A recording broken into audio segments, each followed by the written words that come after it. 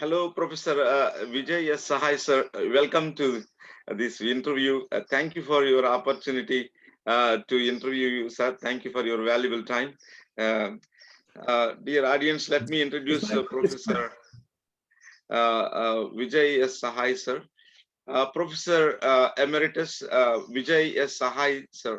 He was a former head Department of Anthropology, University of Allahabad. Did his BA honors and MA in anthropology from Ranchi University. He obtained PhD for his fascinating research work on the Nicobar archipelago under the supervision of Professor L.P. Vidyarthi. Professor Sahai's main areas of interest in anthropology have been teaching anthropological theories and conducting field researches among the most primitive tribal groups of the country, particularly the particularly the primitive tribes of Andaman and Nicobar Islands. During the course of his anthropological career, Professor Sahai has carried out field works in almost all parts of the country, from the tribal areas of the Himalayas in the north to Tamil Nadu in the south, and from the Kasis of Meghalaya in the east to the hills of Rajasthan in the west.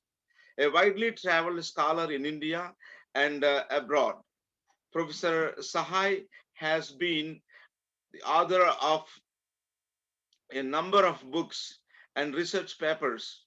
Professor Sahai is the editor-in-chief for the last 20 years of the internationally renowned anthropological research journal, the Oriental Anthropologist, published by the Sage Publications. His latest book, Experiencing Anthropology in the Nicobar Archipelago, has been brought out by the Routledge. His forthcoming book is on anthropological thought, from evolutionism to postmodernism and after. Professor Sahai has been member of two important committees constituted by the Government of India for the protection and preservation of the dwindling tribes of Andaman and Nicobar Islands.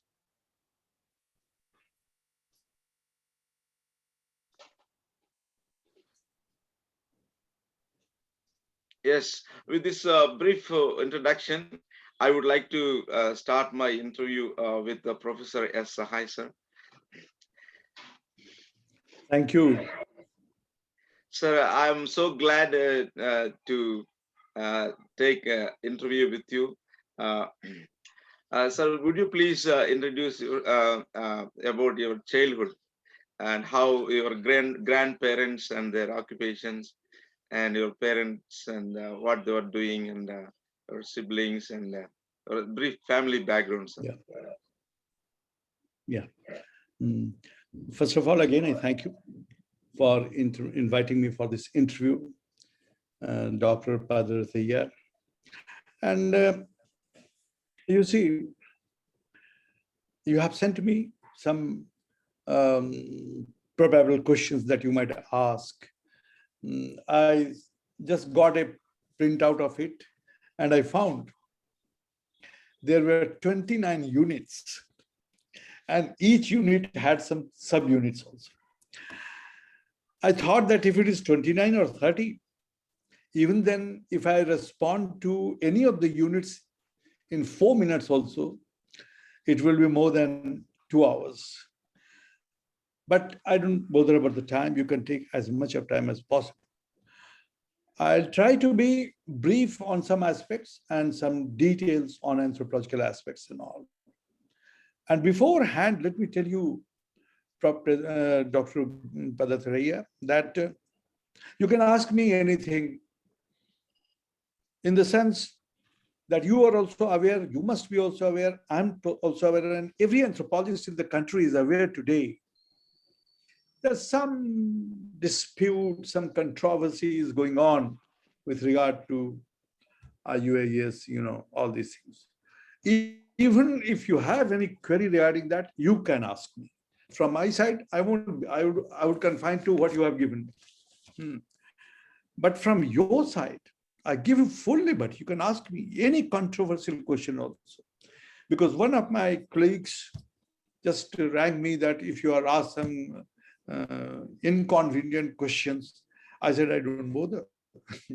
Well, he's been interviewing me and he can ask me anything and I must respond. So I'll be responding to you. Don't worry about all these things. Be free to ask, number one. Oh, thank you, sir. Number Thank you two, so you much. asked me something. Thank you very much.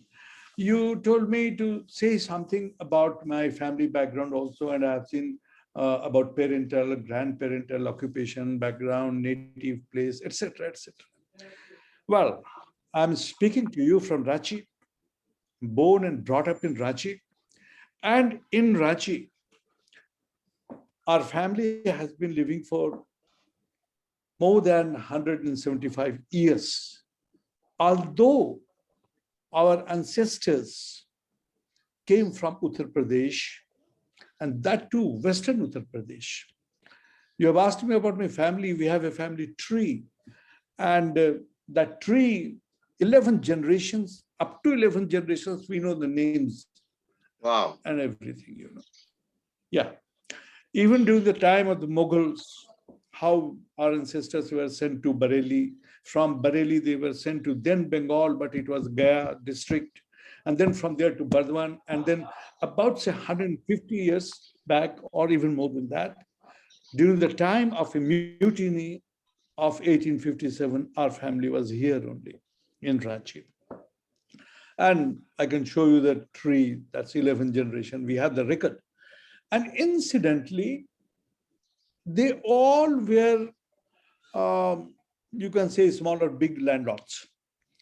So in my early childhood, if you ask me, I remember hundreds and hundreds of months of rice in bags, on bullock cart. They were sent to our place. That was a very, very, that memory is still very much in my mind. And we enjoyed just riding the bullock cart from this side to that side, etc. So economically, I must not say we were very rich, but it was fine. We didn't have any problem with regard to what you say, bread and butter, etc., etc. If you ask me about the childhood memory, and you have also written any sad memory. Yes, the saddest memory, if I remember, when I was in my teenage only, I saw my father dying before me. That I can never forget, how he was tossing on the bed and he had a severe cardiac arrest and we were just around his bed. So he breathed his last just in front of me. And when I was just a school, I was just in matriculation, if I remember correctly. That memory is there. If you say sweet memories, well, I have been always fond of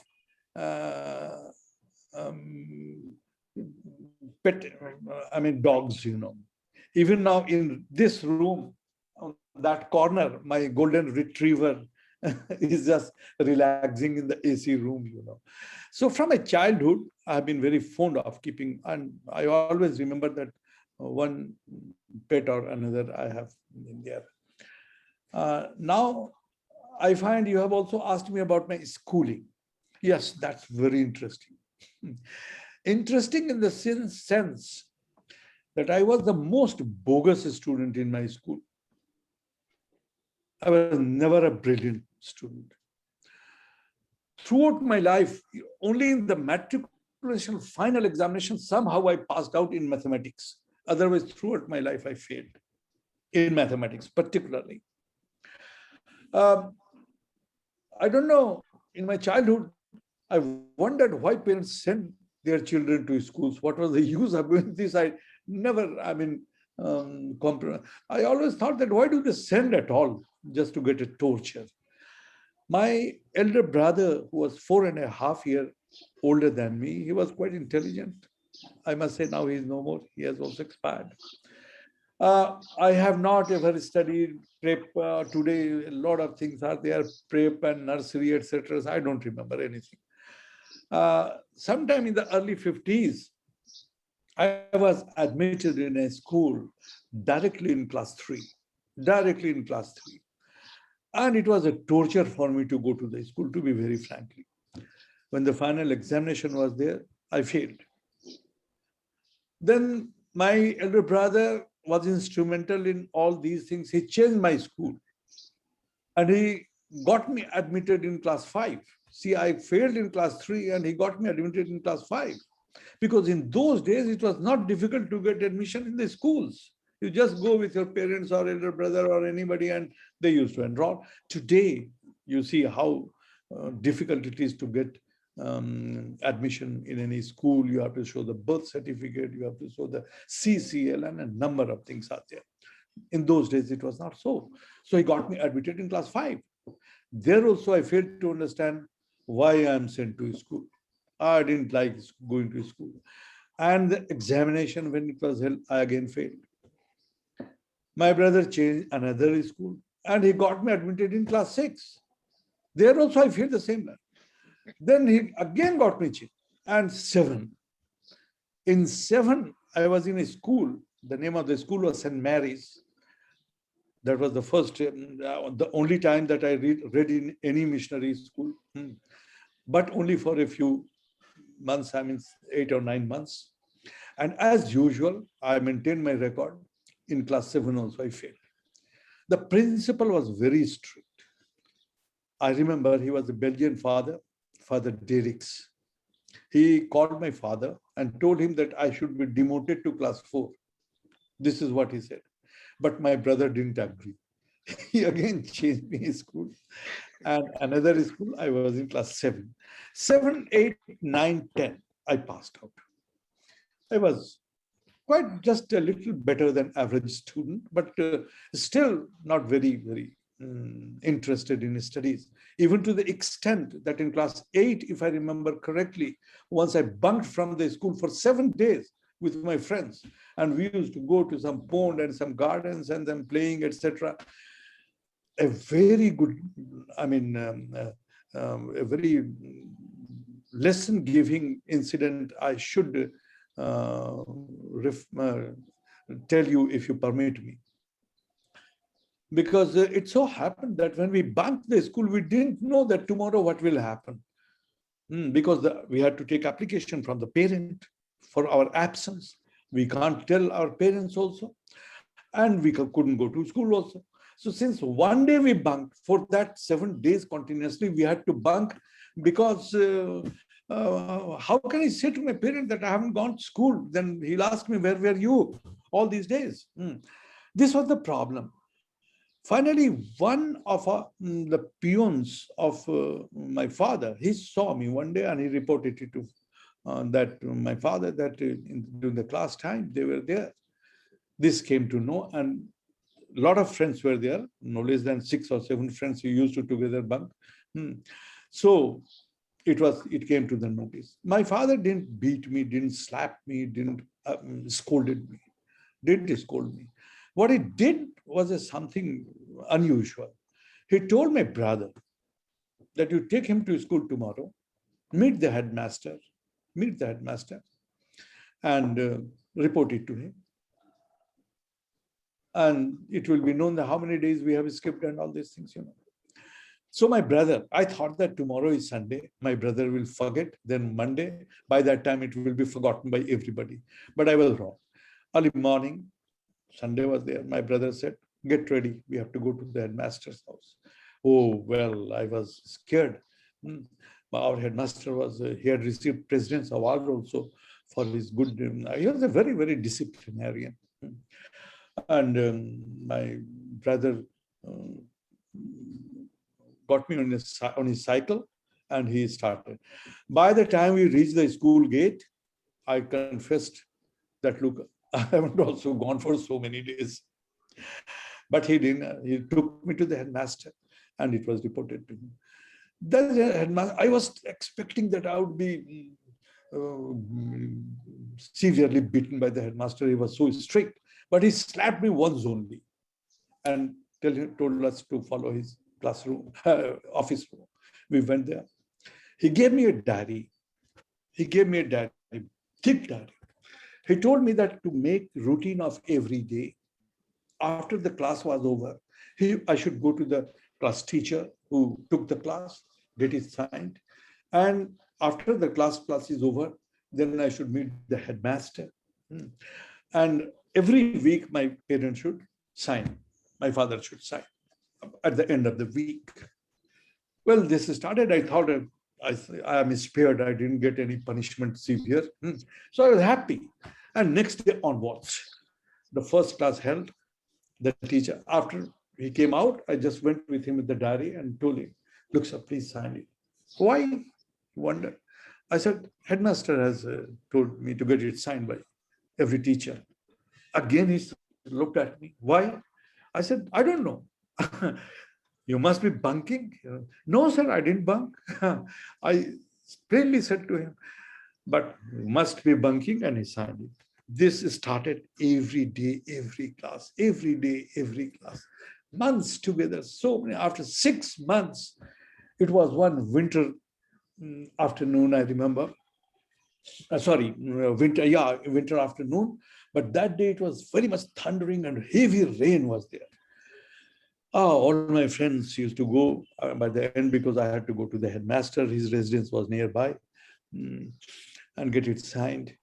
So I was waiting in the hall of the school. I was getting scared also because it was getting dark. I went to the headmaster's and got drenched also. I was told that no, he's gone to the town. He'll return after some time.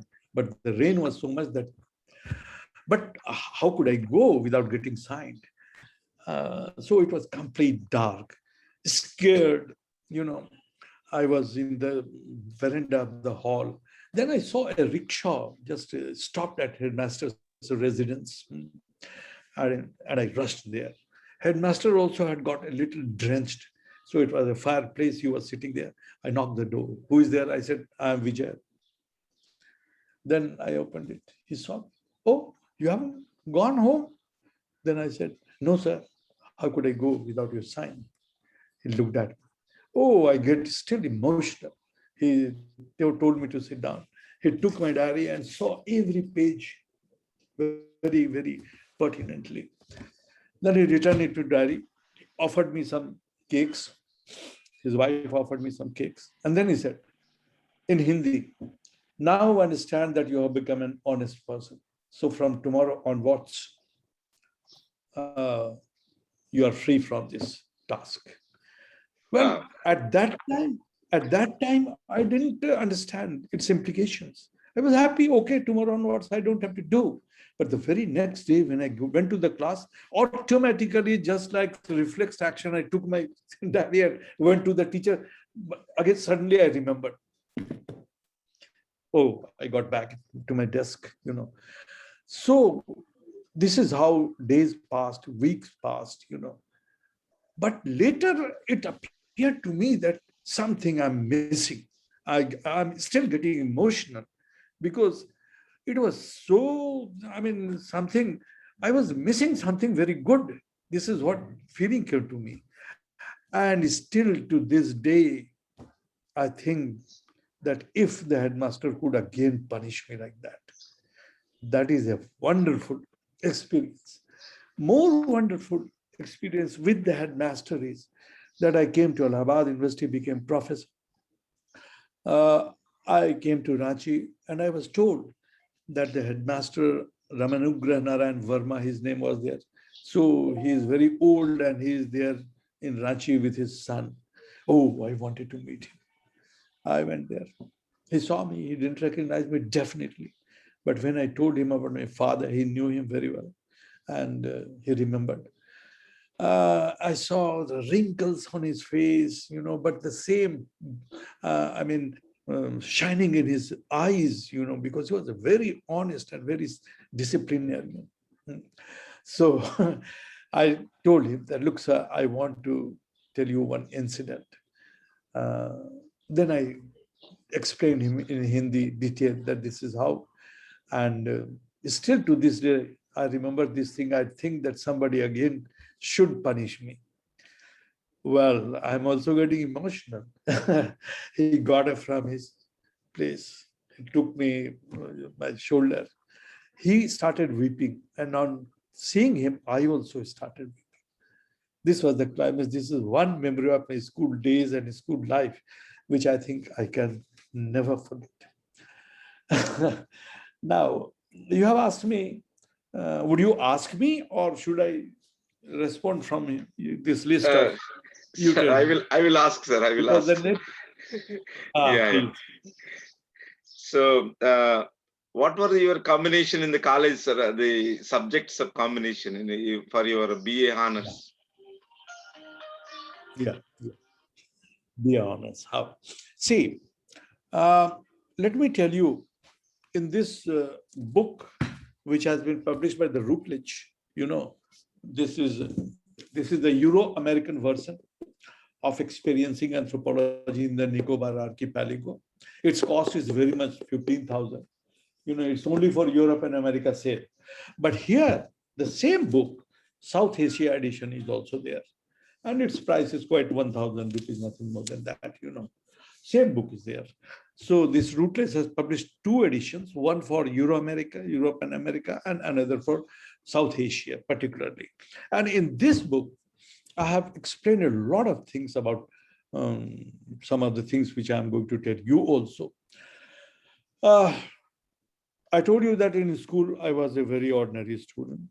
Anyway, I passed out matriculation. But while I was in matriculation, one of my neighbors came. I have referred in this book also. One of the neighbors came. He had slapping caliper, spreading caliper, anthropometer. These instruments were in his hands. And he was taking measurement of our family members. I was just in my matriculation, still in my teenage. Those apparatus attracted my attention. I also went there. Then I asked him, what is this all about? He told me that he was doing anthropology, MA in anthropology, and it was the part of their practical assignment to take measurement of number of individuals and all. Well, I don't know why this word anthropology appeared to be musical to my ear. Musical to my ear. And I didn't ask him what is the meaning of anthropology. Nor did he tell me that what is anthropology. But it has registered in my mind. And I thought that I would also study anthropology. Well, one sentence which I have written in my book, that most of the anthropologists whom I know or with whom I have come across, in my opinion, they became anthropologists by chance, not by choice. They wanted to become something else, but as if a U-turn took in their lives, and they became anthropologists, including my guru, late Professor L.P. Vidyarthi. He also studied initially geography. He was geography honors. He was doing geography, MA also. First year he had completed. Then he got a scholarship for Lucknow University for anthropology. He had applied and got it, and he became an anthropologist. Well, even you take the example of the father of Indian ethnography or father of Indian anthropology, S.C. Roy, Sharat Chandra Roy. He too was an English literature student. Later he did law and he practiced in Ranchi itself. In Ranchi, this city only. He was a lawyer. So not only in India, but even throughout the world, if you take example of Malinowski, his background was in physics and mathematics. If you take example of Franz Boas, who are my ideals, Malinowski and Franz Boas, both are my ideals, my models. You have asked me a question, model. So he was also from physics and geography. But after all said and done, I cannot think to belittle these great anthropologists, Of course, they didn't have a background, but this is not to belittle their contributions in anthropology. They have done very. You will be surprised to know, and you must be knowing that Tyler, Edward Burnett Tyler, He was not even a graduate. He was not even a graduate. Yet he was made professor of anthropology in Oxford, first as researcher, then lecturer, then reader, then professor. So I would want to say that these stalwarts of anthropology, the founding fathers of anthropology, none of them had any anthropological training. Therefore, when I say that most of the anthropologists became anthropologists by chance, not by choice, that doesn't mean that I want to belittle anybody's contribution. No, they were there. As far as I am concerned, I became by choice. I became anthropologist by choice. Because in matriculation itself, when I couldn't offer anthropology, I didn't know what this subject is. As soon as I entered college, immediately in the first year, I could not offer. From the second year, I could offer anthropology. But even in the first year, when I passed through the corridors of the Department of Anthropology, I didn't miss to just peep inside the room. That was a practical classroom. And when I saw the students busy with bones and stone tools, measuring all these things, my excitement knew no bound. I was waiting for the moment so that I could take anthropology. And in the second year, anthropology. And in next year, I was given a course, an honors course in anthropology. I joined. My honors course in anthropology was anthropology. And in our time, there was pass course also, another subject also one had to offer. That was my philosophy. I actually started my attention in honors. I started reading. But one more thing I tell you, that before honors, because I have told you about my schooling, it was very poor. Poor in the sense that as a student, I was a very poor student. But I wanted to learn English. I was not a product of any public school. So as soon as I entered my college, I focused all my attention to learn English, to speak English. So by the time I appeared in the final course of honors, I was competent enough and I answered all my questions in honors also. I passed out with first class. First, I was the top in the university. And this is how my destination to anthropology began. Ask me next question. So thank you, sir. Thank you. It's very interesting that you became anthropologist by choice, Sure. Yes, not intentional. by chance. Yes, that is a great difference. I often tell my colleagues, even one day I was talking to Papa Rao and then many senior and colleagues I have talked to. You look, my case is different. I haven't become anthropologist by chance.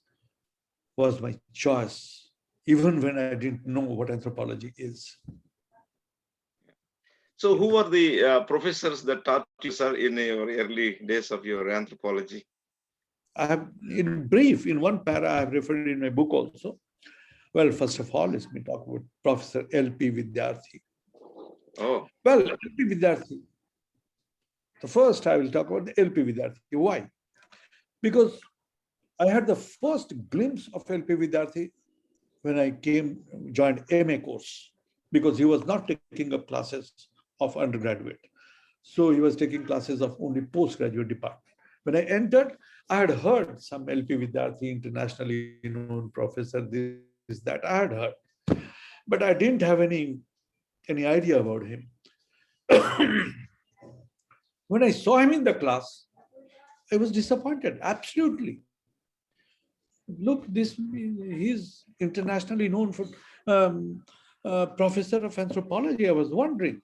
I was expecting some towering personality, something like that. But here was a man, short in stature, just black brushed hair, and his English was also neither Americanized nor anglicized, nothing, very simple, accentuated, just like any Indian speaks, and especially in Bihar.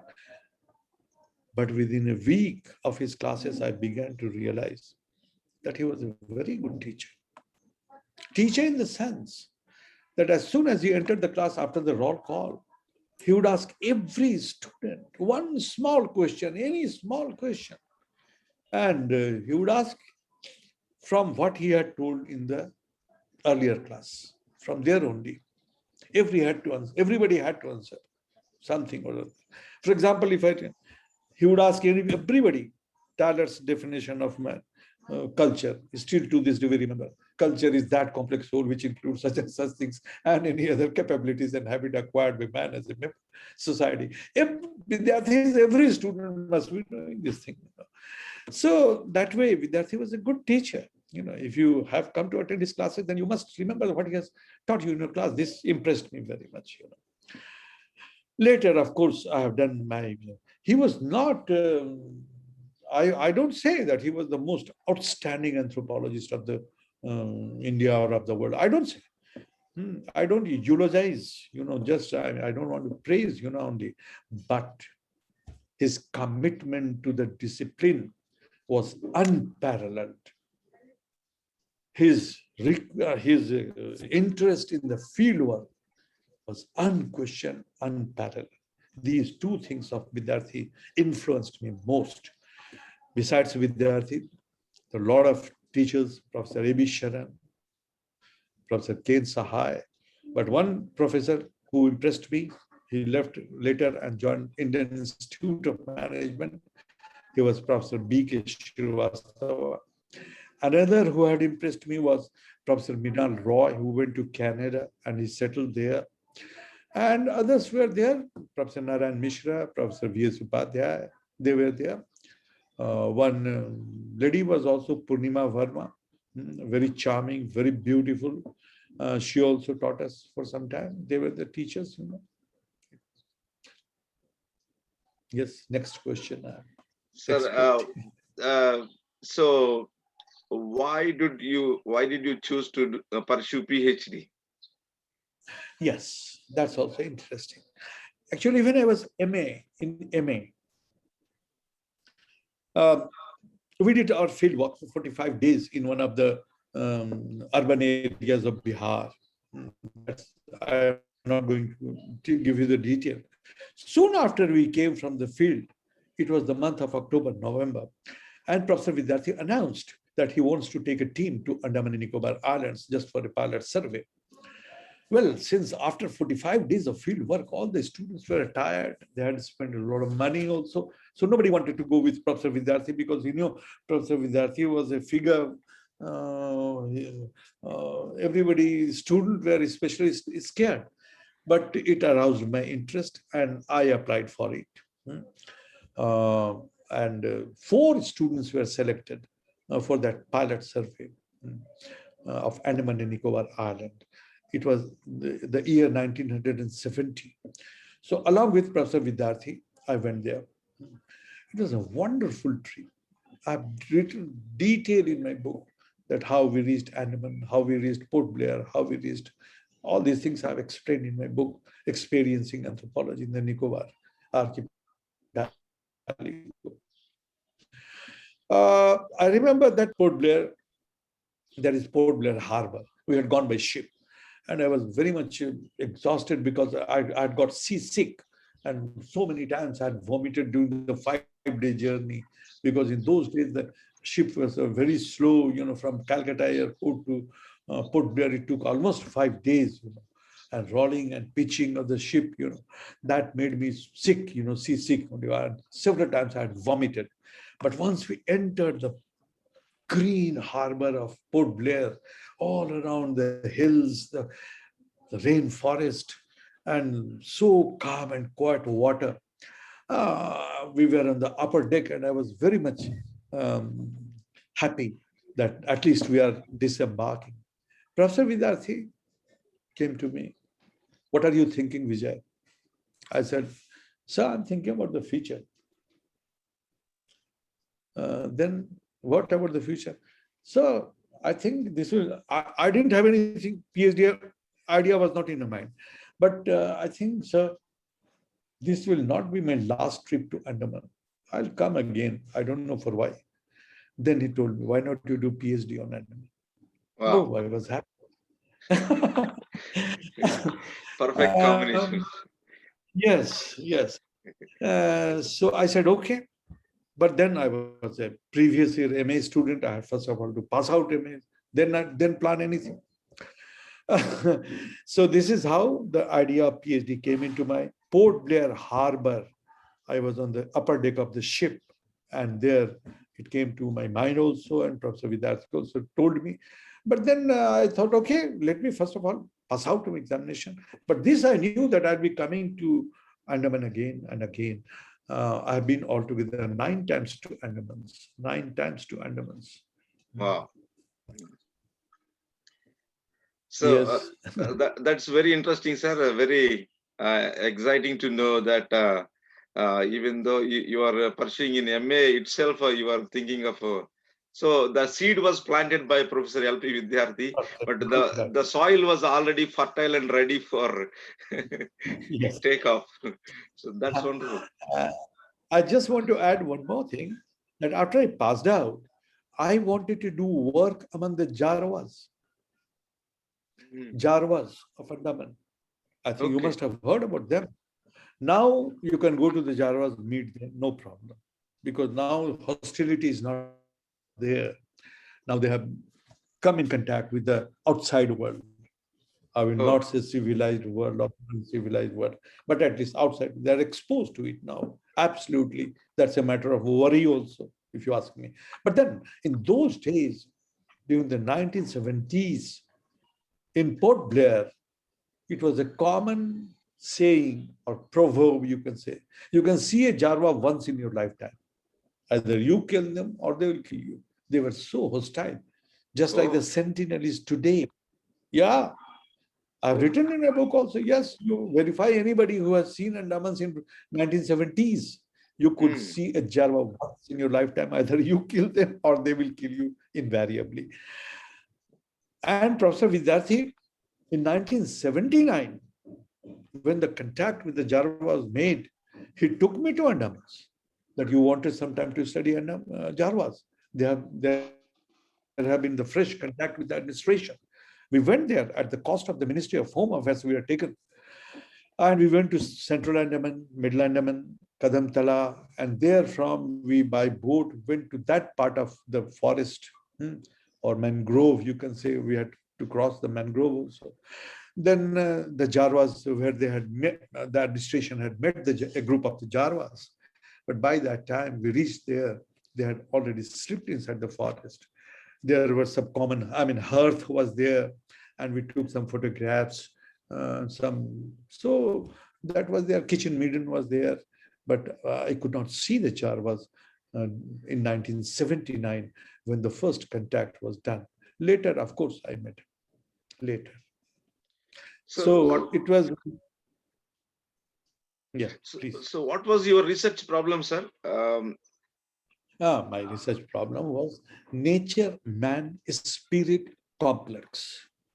Any Oh. social anthropology or cultural anthropology student of India will know nature man spirit complex. In fact, this concept was developed by Professor Vidyarthi in his study of a tribe, shifting cultivating tribe, Maler, in Santhal Paragana, now in the state of Jharkhand. Then it was Bihar. And there he um, proposed this nature man is spirit complex, that how the life of a tribe Maler Vidyarthis revolves around two things. One is the nature, another is the belief in spirits.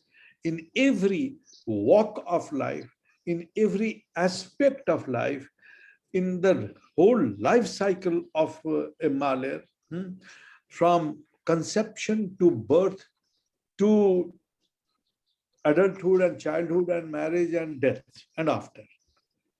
The life of a Maler is somehow concerned with the forest, and on the other hand, some or the other belief in spirit. This is what Professor Vidyarthi has attempted to show in his work. And when I couldn't do work in the Jarwas because of their hostility in those days, then Professor Vidyarthi, of course, told me, because we had gone to Nicobar also, and he told me that why not you work on the Nicobar, because Ongis, Andamanis were only 19 in number. You see the 1971 census. Andamanis today who are around, say, 54 in number. They were then only 19, and all pale and sick, suffering from venereal diseases and all. I don't want to go in detail about the anemones. Ongis had become absolutely indolent in Little Andaman. They had almost given up their hunting gathering thing. They depended absolutely upon the dose of the administration, their ration and everything. And as far as Jarwa was concerned, you could see a Jarwa once in your lifetime. As far as Sentinelese is concerned, you couldn't go to the Sentinel Island. So these are the 4 tribal groups in Andaman. So in Nicobar, there are only 2. Nicobaris, the most flourishing tribe of the archipelago, and the Shompen were there. So Pedarattaiah told me to do work of the Nicobaris. So the title of my thesis was The Nicobaris, a study in nature, man, spirit complex. But the book has different title, Experiencing Anthropology in the Nicobar Archipelago. I tested it, and because what Vidyarthi had told me, that look, all the works on nature, man, spirit complex in India was done on the mainland tribe, not any island tribe. As far as nature is concerned, in the mainland, only one component was forest. The ecosystem of the Nicobaris had 2 components, forest and the sea. All the Nicobaris were coast dwellers. All the Nicobaris were coast dwellers, not at the center. Now, of course, after the tsunami, they have been settled at the center because of fear of the tsunami, But then, traditionally, all villages hardly 2 to 5 meters away from the shore, So they are coast dwellers. If the forest was on their left-hand side, then the sea was on their right-hand side, and vice versa. If the sea is on their left-hand side, then the forest must be on there. So he's told me that in an island community, no nature man spirit complex has been done work. So why not you attempt? I said, okay, sir, I will do. And I did. So your book is based on your PhD dissertation.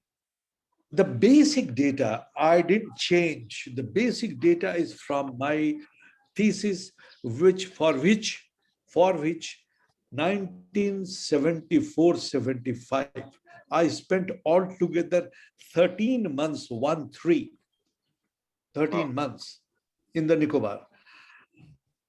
I visited most of the islands, barring 1 or 2. And the data is in my thesis is from there, basic data. But since after 27 years, I revisited the island, revisited the villages, the same villages which I had studied. And when I found the changes there, you read my book and you'll be, I have written there that after 27 years, when I went to Nicobar and when I saw the changes, I was as surprised as Rip Van Winkle. English literature student must be knowing what is Rip Van Winkle. Rip Van Winkle is a story, American short story. It was written by Washington Irving. It was written in 1819. There was a young boy who every day to graze.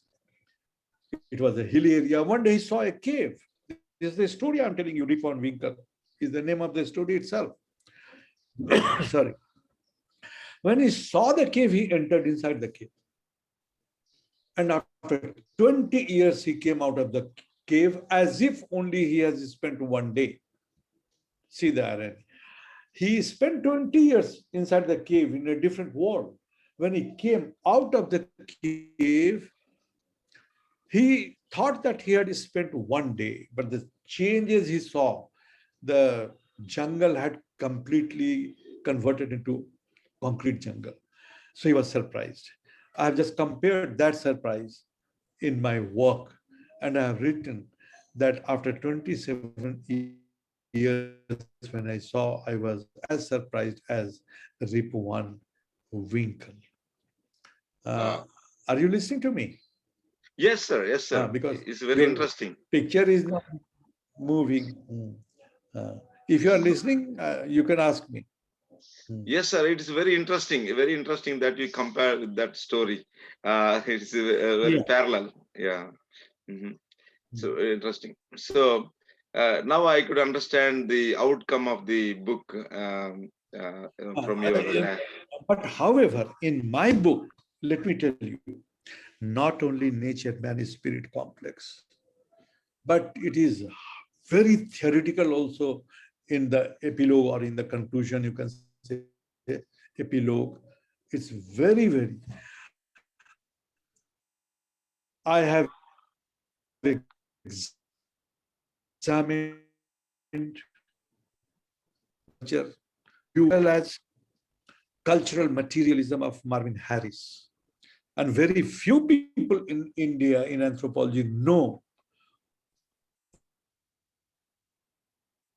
human materialism, because this latest theory in anthropology was propounded by my friend, who is also my friend, Paul J. Magnarella from the University of Florida. Uh, Human materialism. So these things, Julian Stewart, of course, Julian Stewart, cultural ecologist, but mainly Karl Marx, historical materialism, then cultural materialism of Marvin Harris, and Paul Magnarella's human materialism.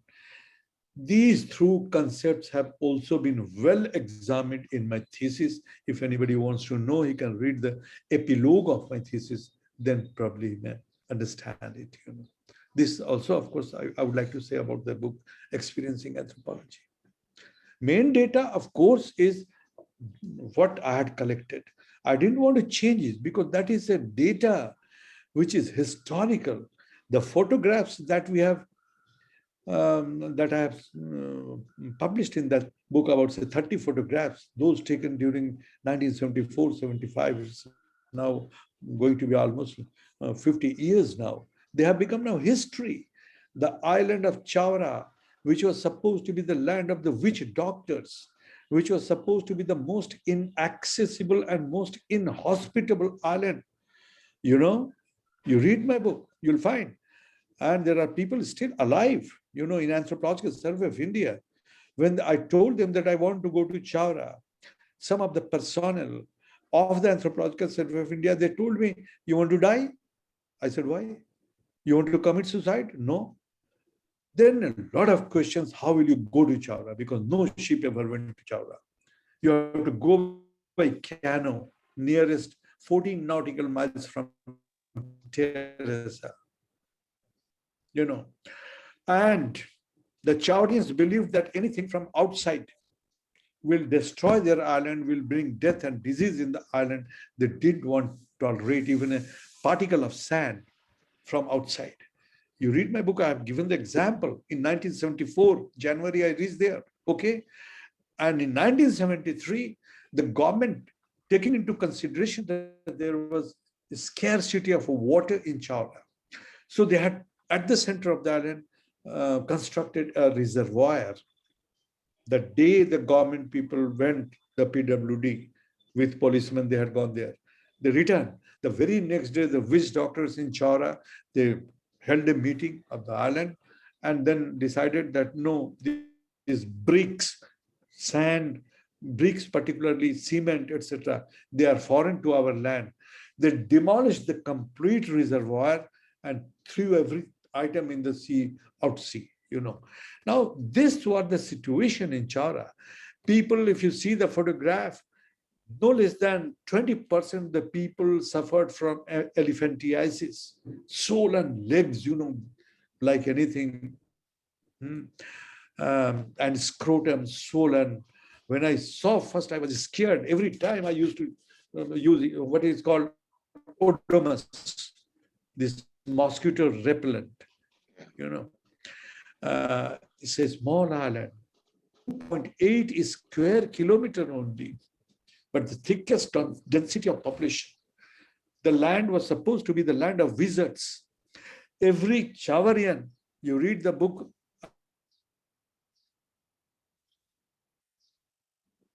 Hello. Hello, sir.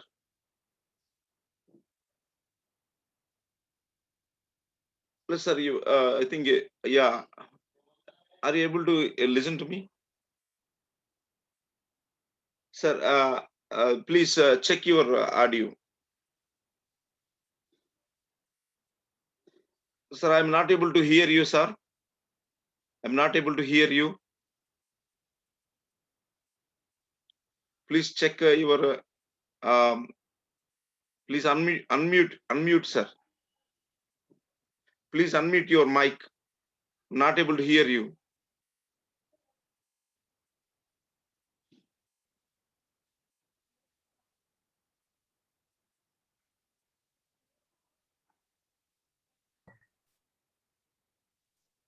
Can you hear me?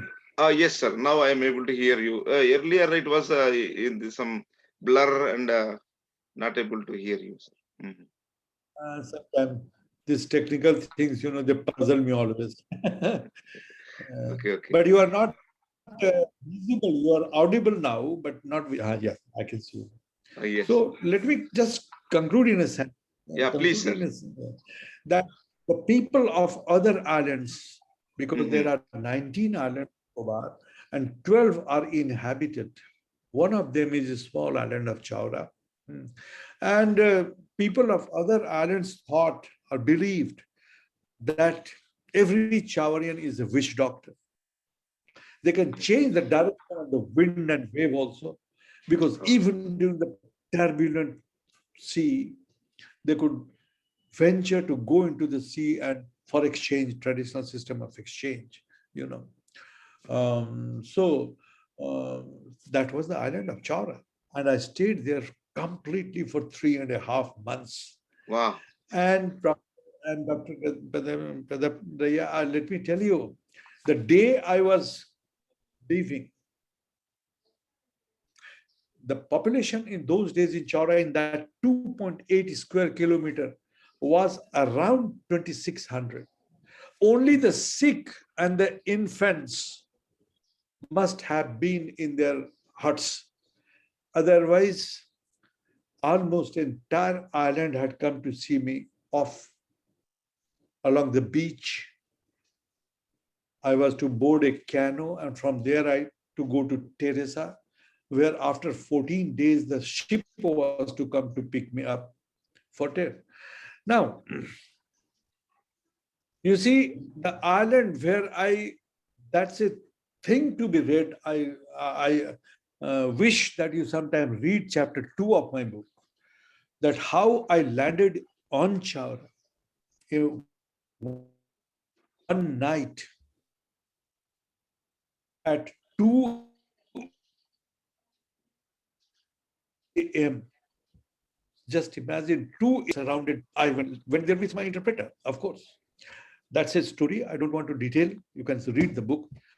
If ever I'll give you the book, you please read it. It's not very costly. It's only 1,000 rupees. And if Sure, you sir. ask for them, they will give you in 800 only. Yeah, sure, But you sir. will enjoy it, definitely. Landing on Chaura. That's a very thrilling, graphic description I have tried to give my landing on Chaura. Now, those witch doctors who were opposed of my stay in the island, they had to accept me. Once I 3 days severely malarial, I was caught, almost unconscious. The same witch doctors, along with my interpreter, were treating me with all the folk medicines. And the day I was leaving, almost the entire island came to the shore to see me off. It was a very, very overwhelming sight. Uh, I am reminded of a book, Ethnographic Research. This has been edited by R.F. Allen. R.F. Allen has edited the book. The article is of some Cohen, A. Cohen or something. He writes at one place that the success of an anthropologist doesn't merely depend upon the amount of data that he brings from the field, but it also depends upon the amount of help and cooperation that he receives from the informants. Exactly. Then, yes, because the informants, those whom you are studying, they should accept you as long as you stay in the field. They should accept you as a social person. That means a person from their society. So, unless you have the best of the rapport, it cannot be possible. It cannot be possible.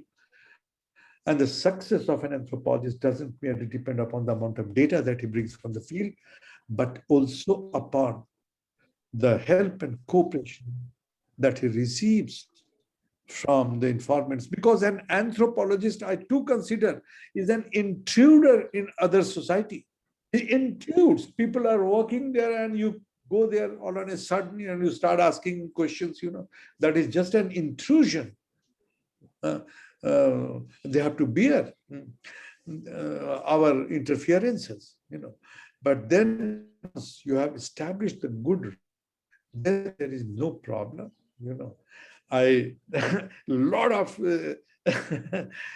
presentations were there, like mat, pottery, baskets, which I gave it to the Ranchi University Anthropology Department. Still, it is there. Oh, you brought from there? Put there. Yeah, they gave me, Okay. including including 9 live chicken. So we came to Teresa. We had to wait for the ship to come, ferry ship to come. So we had to wait for 11 days probably. So all the 9 days, my waiter was there. He prepared meals, with the chicken. So that was also there. But the rest of the things I had brought. And Professor Vidyarthi, when he saw me, then he told me to give it in the museum of our department here, anthropology. I gave it. Some of the items still I see when I go to the Ranchi University Anthropology department. I see some of the articles which I brought as early as in 1974. They are still there. Ask me another question. Yes, sir. Wonderful. I was afraid, that you have given me. If I start telling, then it will take 6, 7, 8 hours. So no problem, sir. This is very important to us to know our senior anthropologists, who they are and what is their contribution to our discipline. So we want to probe deeply and we want to know whatever the possible details, so that it will be a kind of inspiring for future generations. With that intention, we have taken this interview drive. So, sir,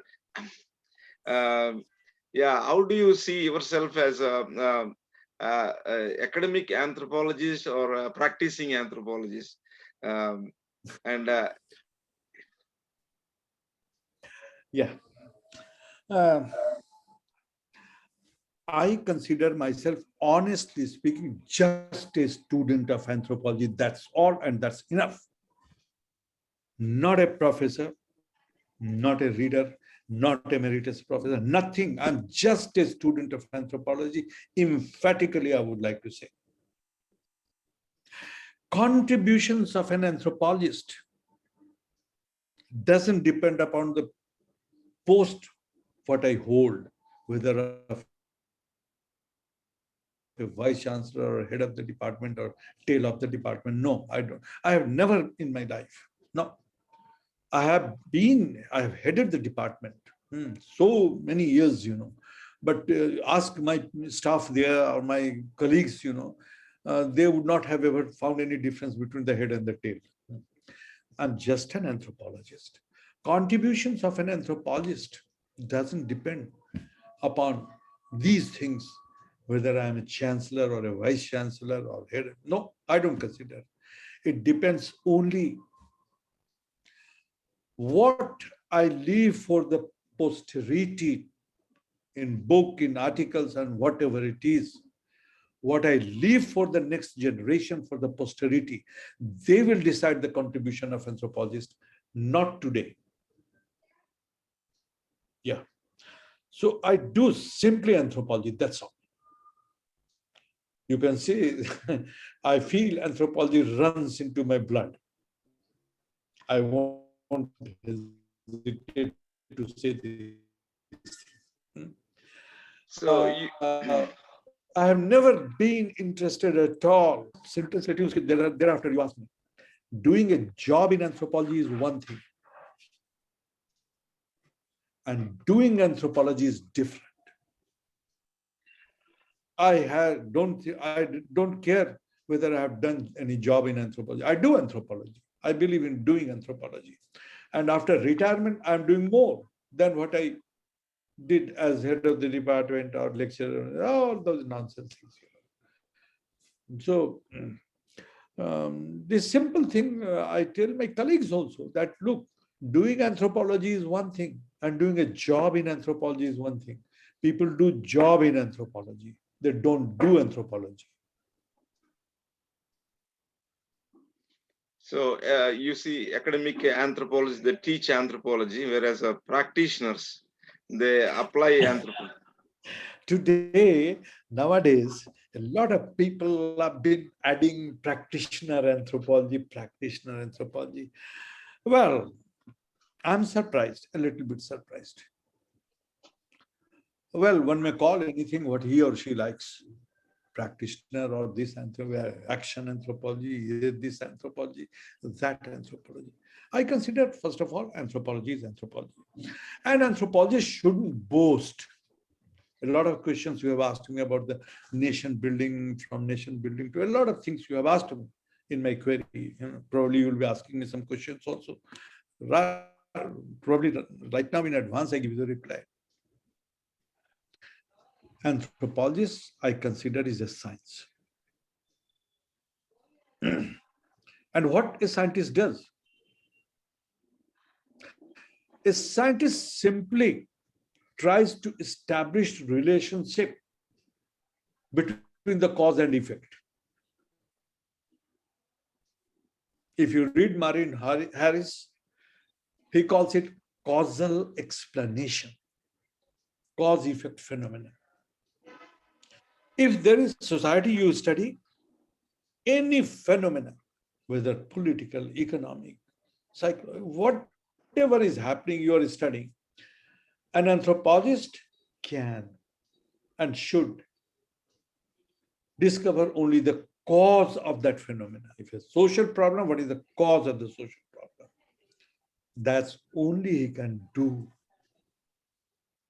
So he can suggest, because a lot of controversy today, development, what anthropologists are doing for development, what not, this, that, a lot of things are there. And probably you'll be asking me something more, and ask me, I'll explain. See, anthropologists can only find the cause of the problem. As far as development, this is concerned with the two things, the policymakers, number one, and the administrators.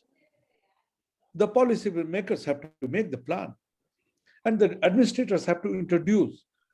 Where does anthropologists stand here? I was given by Professor Vidarthi to, I will not speak in detail because it will take time consuming, but only one thing, there was a problem among the tribes, Munda tribe here. There was some problem, a problem of national importance. Yes, if you want, I can tell you what. He sent me with a batch of students that you go on fieldwork and give me a confidential report about this problem. I said, okay, sir. I went there. I prepared a 27-page report that this problem is so-and-so, this is for this reason, this is for this reason. I don't know that where that suggestion or whatever you call it went, because we can only study, find out the problem, suggest the solution, that this thing, but that action is to be done by the administrators. That is the norm in our country. So all financial power, all administrative power is given to the administrator. I don't say that you give it to the anthropologist, but practicing anthropologists, and I have seen a lot of articles, where a lot of complaints that what anthropologists have been doing, what are they doing for the nation building? What we are not going to make the nation. It is the politicians, they make the nation. Yes, anything is a problem, whether it is local, whether it is regional, whether it is national. An anthropologist is the best social scientist. He should be an anthropologist, not merely doing a job in anthropology. But an anthropologist can very well dissect everything, because anthropologists, very simple thing, the four chief characteristics of anthropology. That is your simple thing, field work, very simple, participant observation, cultural relativism, and integrative or holistic study. These four things are very important. This is not only for the answer book, that what are the characteristics of anthropology and a student will know. It has to be understood. It has to be imbibed in oneself, right in the field. If you are equipped with these things, you can find out the cause of any problem in the society. Yes, that's the thing an anthropologist can do. I don't think I can't call myself a practicing anthropology. What I have done, I have done only studied, and if I have found, I have given my suggestions that look, this is what to be done. But what is to be done is absolutely out of my control, out of my command. Anthropologists can't do anything. Further, ask me. So anthropologists can understand problems and the factors responsible for the contributing factors responsible for the problem, and also anthropologists can prescribe the solutions, Yes. effective solutions, and period. After that, the policymakers, administrators. Naturally, it is their job. What an anthropologist will do other than that? Just shouting and making any procession like activist and doing, no. That's not the job of the anthropologist. How can they? You can't give any anthropologist the whole administrative and financial powers. It is not action anthropology. What it is, action anthropology? Soul taxes started in America, and Professor Vidyarthi, Professor Bhaumik, they have also done some work on the action anthropology, I know. But have they absolutely been able to change the society? No. You are given a project for some time, some funding. Within that, what miracle anthropologist will do? What change he will bring? Any anthropologist tell me. I say, you are given a project, you submit a major project, a minor project, and this project and that project for the development of the tribe, and we talk all these big things. And then he studies something and goes to, and some data comes and solution. After he has given his report, I don't know in which where dustbin that report goes. At least I was given one small task by Vidyarthi, and very pertinently, absolutely objective had given. I don't know what happened. The entire national plan was abandoned and cancelled. Let me tell you specifically, Coil Karo Dam project by NHPC, National Hydel Project. This project was envisaged in 1955. Survey was done, but the Bihar government was, then it was Bihar, not Jharkhand. Then Bihar government was absolutely unable to acquire the land and give it to the NHPC because of every problem. Leadership was there, and the problem, this problem, that compensation problem, a lot of problems, and never the could be acquired land. For 25 years, it continued and continued. Lastly, a time came in 1984. It appeared that the amount of land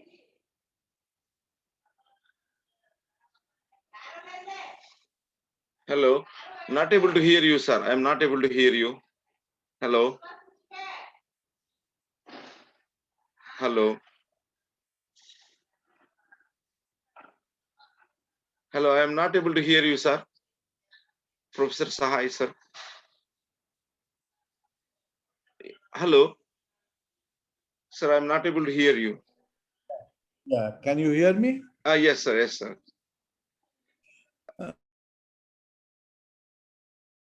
Yes, please continue that point and the final statement you are making. I missed it. Yeah, yeah.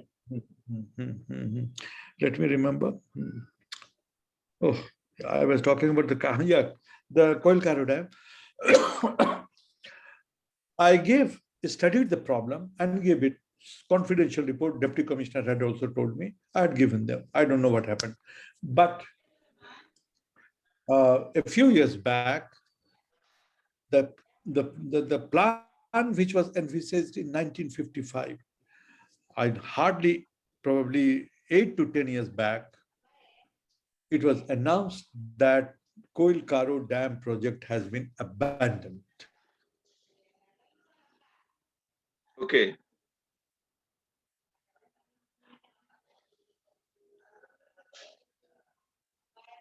Hello. Hello.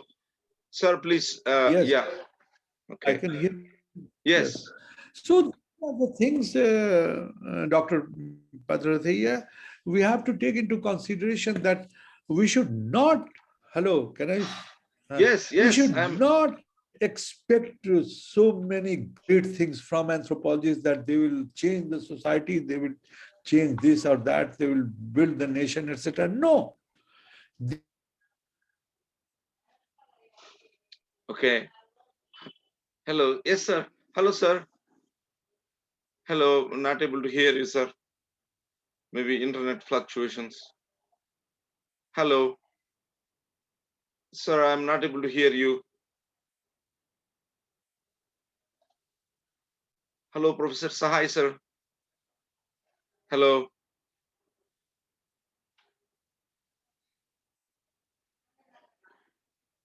Hello. Hello. Sir, I'm not able to hear you, sir. Again, the internet problem might be internet problem. Hello. Hello.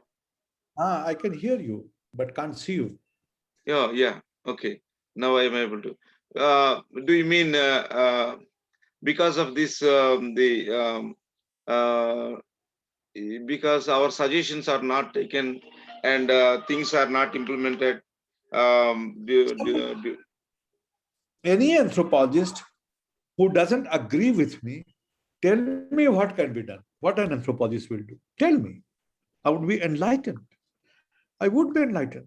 But this is the reality which I am telling you. It's the reality. Yes. Ask me further.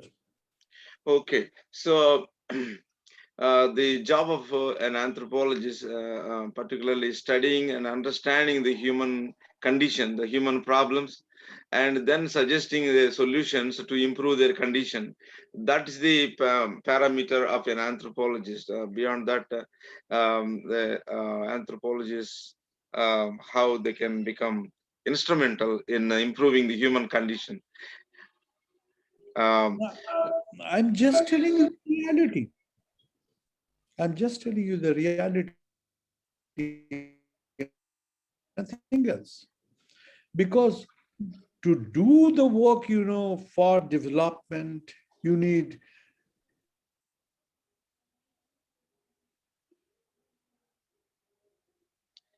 hello, hello, hello, sir. Again, sir, now I'm able to, please, sir, continue to speak. I'm not able to hear you. Hello.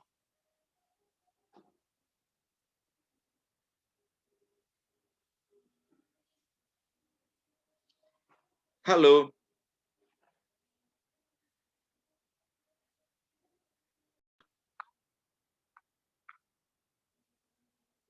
Hello.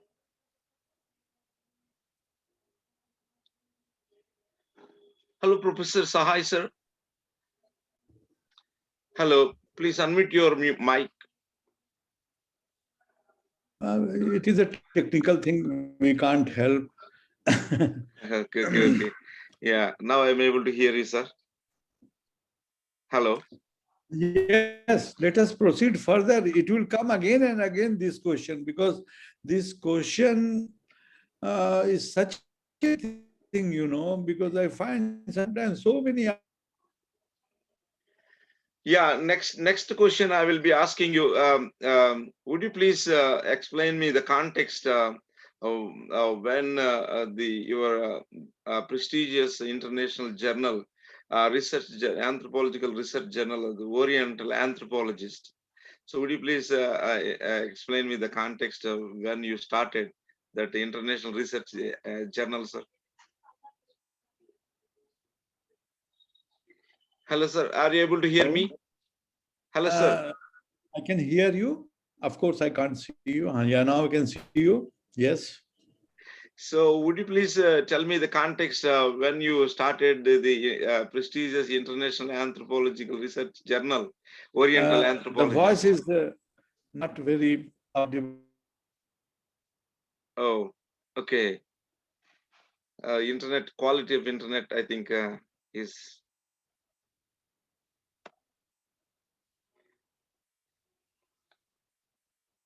Hello.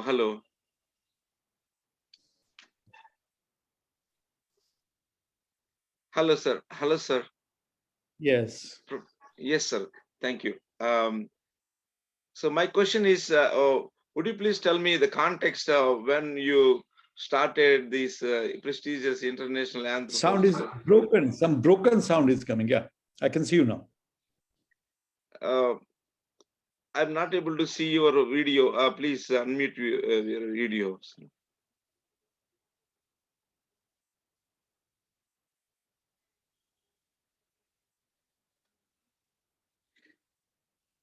Sir, I'm not able to see your video, sir.